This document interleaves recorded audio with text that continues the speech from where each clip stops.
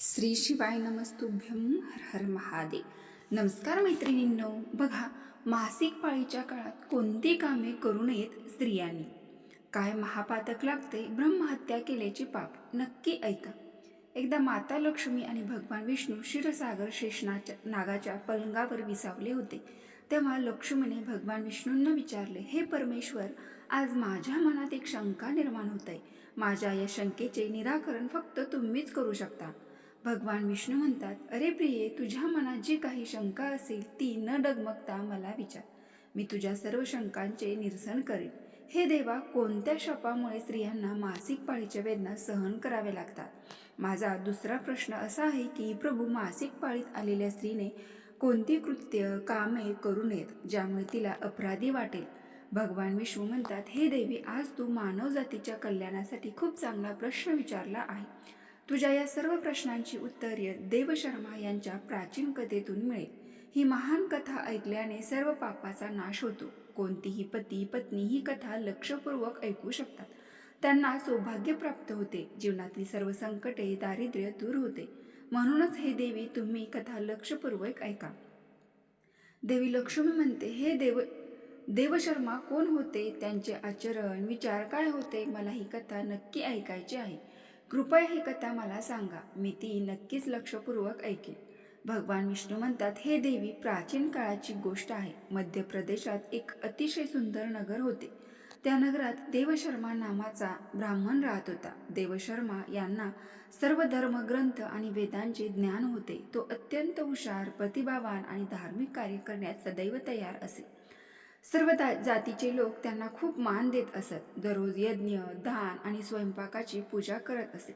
त्याला प्राणी, पुत्र, मित्र, नातेवाईक आणि संपत्ती यांचे आशीर्वाद मिळाले.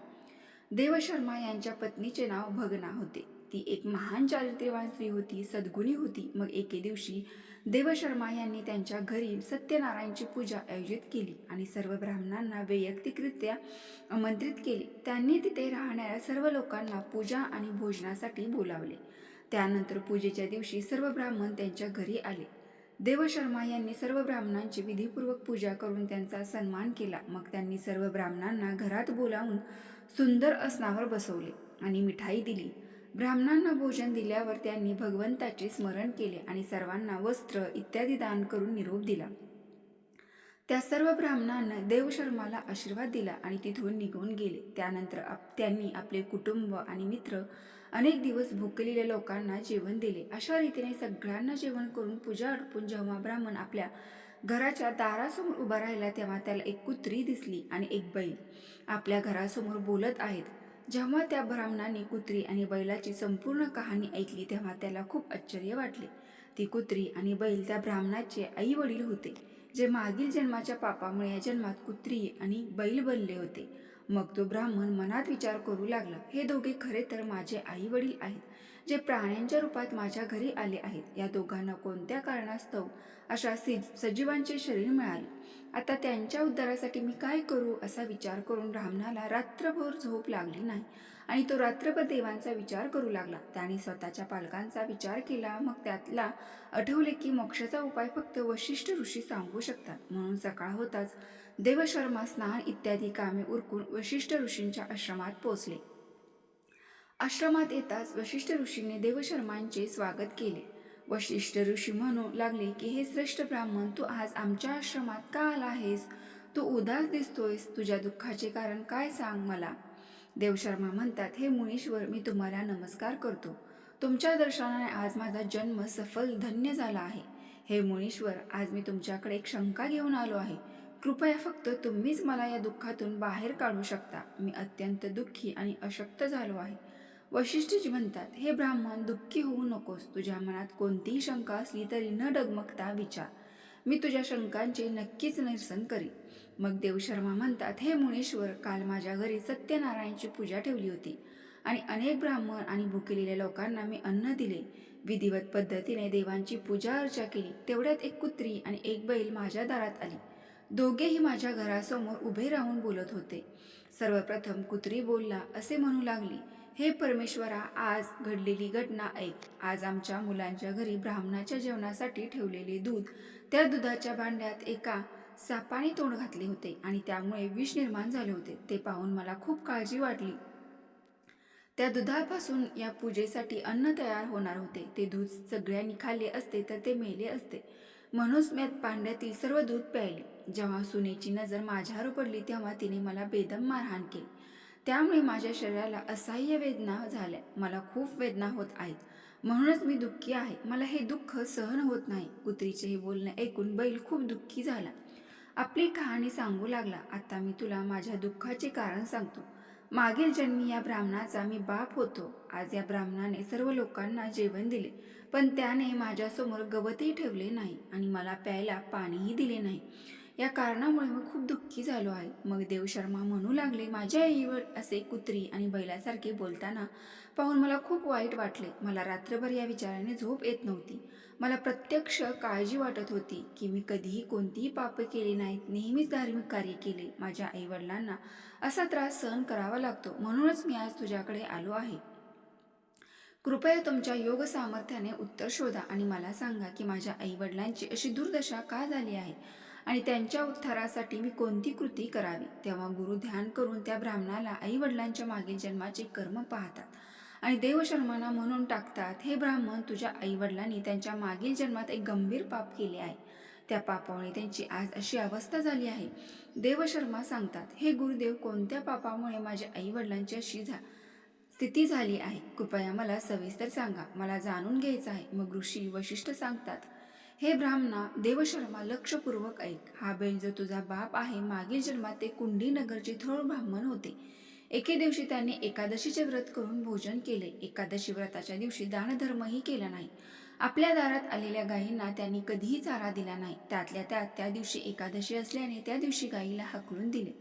त्यांनी आपल्या पितरांचे श्राद्धही नीट केले नाही. त्यांच्या मागच्या जन्मी तुझ्या वडिलांनी तुझ्या आईची तुझ्या मासिक पाळीत समागम केला होता आणि या पापामुळे त्यांनी या जन्मी बैलाचे रूप धारण केले होते.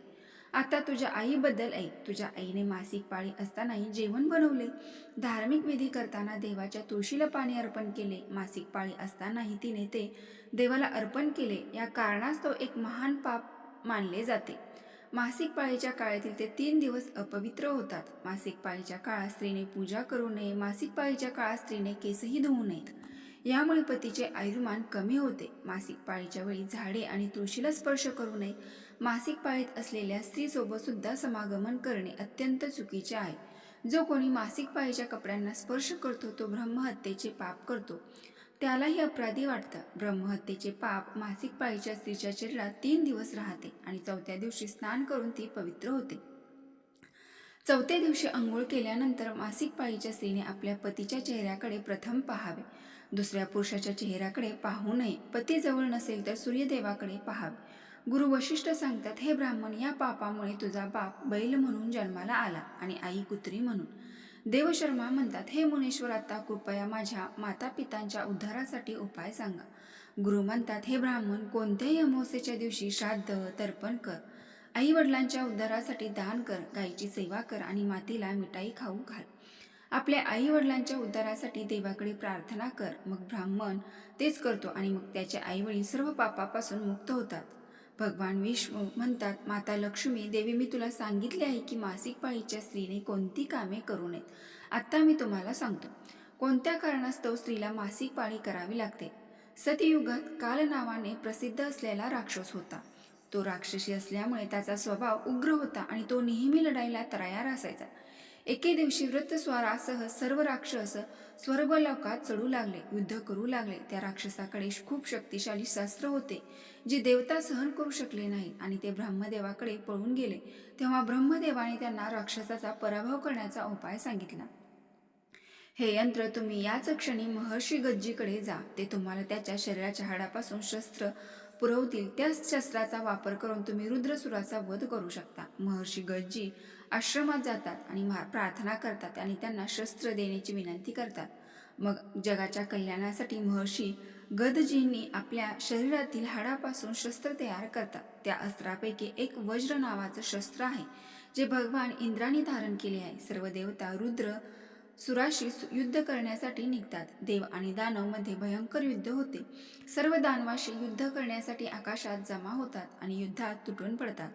अग्निदेवाला अग्नीच्या हल्ल्याने जबाबदारी पेलायलाच लागतात। अग्नीच्या प्रभावामुळे शरीराचा प्रत्येक अवयव जळू लागतो। मग वरून देव पाण्याचा वर्षाव करतात आणि राक्षसांना बुडवतात। त्यामुळे राक्षस गर्जना करू लागतात। अशा रीतीने अनेक दिवस आणि देवतांमध्ये भयंकर युद्ध चालू असते। तेव्हा देवराज इंद्र आणि रुद्र समोरासमोर येतात। दोघांमध्ये युद्ध होते आणि त्यानंतर देवराज इंद्र आपल्या वज्राच्या जोरावर रुद्रसुराचा वध करतो। राक्षस रुद्रसुराचा मृत्यू होताच ब्रह्महत्या त्याच्या शरीरातून बाहेर पडतो आणि इंद्राचा पाठलाग करू लागतो। मग ब्रह्महत्या इंद्राच्या शरीरात प्रवेश करतो। त्यामुळे इंद्रदेवाला ब्रह्महत्येचे पाप लागते। देवराज इंद्र ब्रह्मदेवाकडे जातो आणि त्याला ब्रह्महत्यापासून मुक्ती मिळवण्यासाठी सांगतो। तेव्हा ब्रह्मदेव ब्रह्महत्याला इंद्राच्या शरीरातून बाहेर येण्याची आज्ञा देतात आणि ब्रह्मदत्त इंद्राच्या शरीरातून बाहेर पडतात आणि ब्रह्मदेवाला म्हणू लागतात, हे परमपिता, आत्तापर्यंत वृत्तसुराच्या शरीरात वास करत होतो, कारण त्याने अनेक ब्रह्महत्या केल्या होत्या। इंद्राने त्याचा वध केल्यानंतर मी इंद्राच्या शरीरात वास करू लागलो। आता कृपया मला योग्य जागा द्या, मी जिथे राहू शकतो।